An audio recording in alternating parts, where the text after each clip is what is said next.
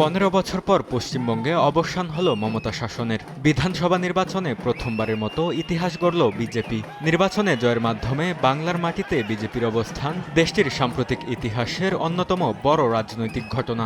এর মধ্য দিয়ে ঘরের মাঠে তৃণমূল কংগ্রেসের পরাজয় সামনে নিয়ে আসছে নানা রাজনৈতিক সমীকরণ।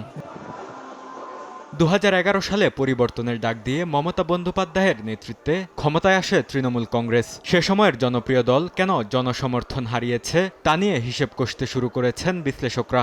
দীর্ঘদিন ক্ষমতায় থাকলে বিভিন্ন কারণে জন অসন্তোষ বাড়ে। নতুন প্রজন্ম তখন পরিবর্তন চায়। মমতার হারের অন্যতম কারণ তার দলের বিরুদ্ধে দুর্নীতি ও সিন্ডিকেট রাজের অভিযোগ। মমতার ব্যক্তিগত সততার ইমেজ থাকলেও দলের কর্মীদের এসব কর্মকাণ্ড তার গ্রহণযোগ্যতা কমিয়েছে বলে মনে করা হচ্ছে।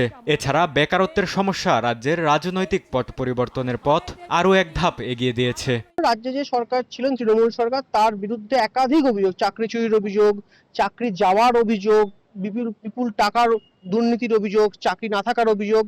সেখানে রাজ্যের এক সিনিয়র মন্ত্রীর বাড়ি থেকে 50 কোটি টাকার বেশি উদ্ধার হওয়া, এই যে একাধিক দুর্নীতি, একাধিক অভিযোগ, এইটাকেই কাজে লাগানো হয়েছে বা কাজে লাগিয়েছেন বিজেপি। মমতার হারের পিছনে আরও একটি কারণ হিসেবে দেখা হচ্ছে ভোটার তালিকা কাটছাঁট। কেন্দ্র শাসিত সরকার ভোটার তালিকা সংশোধনের মাধ্যমে প্রায় 91 লাখ ভোটারের নাম বাদ দিয়েছে, যা নির্বাচনের ফলাফলে গুরুত্বপূর্ণ প্রভাব ফেলেছে বলে মনে করা হচ্ছে। এছাড়া আরজেকর মেডিকেল কলেজে নৃশংস ধর্ষণ ও হত্যার ঘটনার পর সাধারণ মানুষের মধ্যে তীব্র ক্ষোভ সৃষ্টি করেছে, যা রাজ্য সরকারের জনপ্রিয়তায় বড় ধাক্কা দিয়েছে।